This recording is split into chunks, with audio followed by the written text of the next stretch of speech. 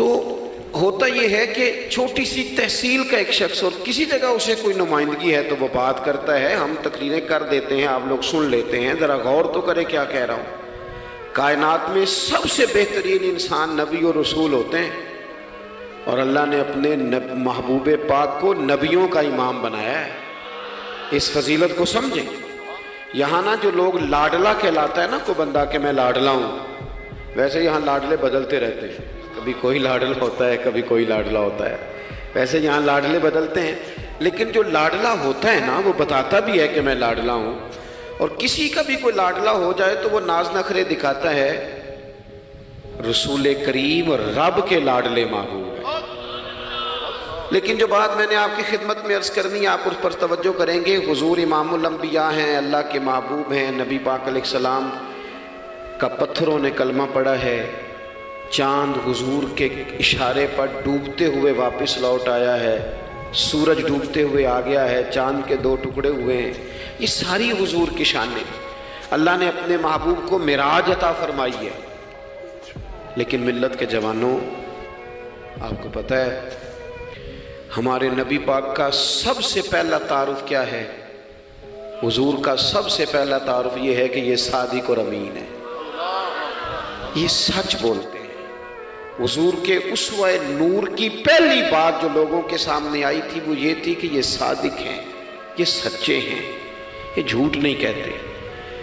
آپ کو پتہ ہے رسول پاک صلی اللہ علیہ وسلم سے پوچھا گیا تھا حضور مومن کنجوس ہوتا ہے؟ فرمایا کبھی ہو جاتا ہے۔ یا رسول اللہ مومن بزدل بھی ہوتا ہے؟ فرمایا کبھی ہو جاتا ہے۔ یا رسول اللہ مومن جھوٹ بولتا ہے؟ تو میرے کریم نے فرمایا نہیں، میرا مومن جھوٹ نہیں بولا کرتا۔ حضور کا جو پہلا تعارف ہے نا، یہ جو حضور کی 40 سالہ زندگی ہے نا، اسے نبی پاک علیہ السلام نے اپنی نبوت کی دلیل کے طور پر بیان فرمایا ہے۔ فرمایا فَقَدْ لَبِثْتُ فِيكُمْ عُمَرًا مِّن قَبْلِهِ أَفَلَا تَعْقِلُونَ۔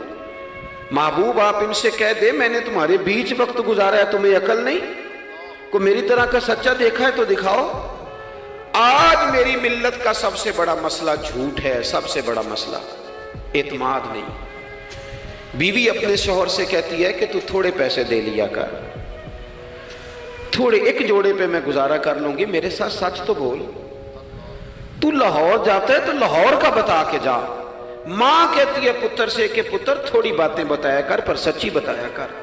قوم کا اعتماد اٹھ گیا سیاستدانوں سے، تم نے لمبے چوڑے وعدے کیے، تم نے بڑی باتیں سنائی۔ تم دیکھیں نا، آپ کی توجہ اگر ہو تو میں ایک حوالہ اس طرح کا بھی عرض کروں آپ کی خدمت میں۔ سبز باغ دکھا کے لوگوں کو کبھی پریشان نہیں کرنا چاہیے، کبھی بھی۔ یہ ہمارے پیر بھلا کیا کرتے ہیں بیچارے، ایک کرامت اللہ خیر کرے کبھی کوئی ایک بن جاتی ہے نا تو پھر وہ کمپنی کی مشہوری کا ذریعہ بنتی ہے۔ وہ کہتے ہیں اس کرامت کو بھی فیس بک پہ ڈالو۔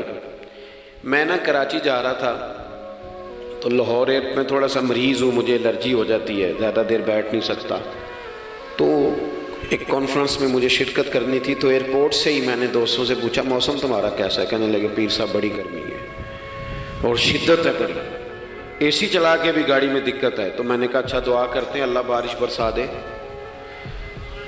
تو یہ دعا لاہور ہو رہی تھی، میں کراچی ایئرپورٹ پہ اترا تو بارش ہو رہی تھی۔ تو وہ جو مجھے لینے آئے تھے نا صاحب، وہ گاڑی میں ایک بندے کو کہہ رہے ہیں کہ وہ پیر صاحب نے لاہور آکھیا سی تو 1.5 گھنٹے جمی آ گیا ہے۔ وہ میں نے اسے کہا وہ بس کر، اب آگے نہ بتا، ایسا نہ ہو کہ 2-4 لوگ آ جائیں کہ پیر صاحب جو کہتے ہیں وہ ہو جاتا ہے۔ جیڑے محرم راز حقیقت دے اور راز حقیقت کھول دے نہیں، جیڑے محرم راز حقیقت دے اور راز حقیقت کھول دے نہیں، اے جنہ ویکھیا نہیں او کرن گلاں، جنہ ویکھ لیا او تے بول دے ہی نہیں۔ اس لیے یہ اس طرح کرامتوں کو نا کمپنی کی مشہوری کا ذریعہ، ہمارے سیاستدان، ہمارے بڑے لیڈران وہ سبز باغ دکھا دیتے ہیں۔ آپ تھوڑی باتیں کریں، محدود کریں، مختصر کریں۔ دیکھیں اللہ کے محبوب علیہ السلام سے طائف والوں نے کہا تھا، جب حضور علیہ السلام نے دین کی تبلیغ کی تو سیرت میں یہ عنوان بھی ہمیں ملتا ہے، یا رسول اللہ صلی اللہ علیہ وسلم اگر آپ کو کل حکومت ملتی ہے تو ہمیں حصہ ملے گا؟ عرب کے لوگوں کا مزاج تھا نا، انہوں نے حضور سے کہا اگر کل کلاں حکومت ملتی ہے تو ہم شریک ہوں گے؟ تو حضور مسکرائے اور میرے نبی پاک کو حکومت ملنے کا پاک کتنا زیادہ تھا کہ مکے سے ہجرت کر رہے ہیں، مدینہ شریف ابھی پہنچے نہیں، رستے میں سراقہ بن مالک سے کہہ رہے ہیں کسرا کے کنگن آئیں گے، یعنی حضور بتا رہے ہیں کہ سپر پاور بھی ساری یہاں آ جائے گی۔ حضور تو خندق والے دن ایک ہتھوڑا مارتے تھے تو فرماتے تھے روم فتح ہو گیا، دوسرا مارتے تھے تو کہتے تھے ایران فتح ہو گیا۔ یہ بخاری میں چیزیں آپ کو ملیں گی۔ حضور کو کامل یقین تھا کہ اذا جاء نصر اللہ والفتح، کامل یقین تھا کہ ان فتحنا لک فتحا مبینا، یہ ہوگا سارا کچھ۔ لیکن انہوں نے جب کہا نا ہمیں حصہ ملے گا تو حضور مسکرائے، فرمایا تم کہتے ہو حکومت تمہیں ملے گی، فرمایا بھائی سنو، حکومت اسے ملتی ہے جسے اللہ عطا کرتا ہے۔ بات ختم کر دی۔ سچ بولیں زندگی میں، سچی بات کریں۔ اللہ کے رسول صلی اللہ علیہ وسلم نے ہمیں پہلا سبق سچ کا دیا، اسے سادی تقریر نہ سمجھنا، یہ عنوان دین ہے۔ اپنی زندگی سے جھوٹ کو نکال دیں۔ آپ جو تھوڑی باتیں کر لیں پر جو کہیں اس پر کھڑا ہونا سیکھیں، اپنی زندگی کے اندر استقامت کا نور لائیں۔ جوانوں، کبھی بھی جھوٹ کی بنیاد پر رشتے نہ قائم کرنا۔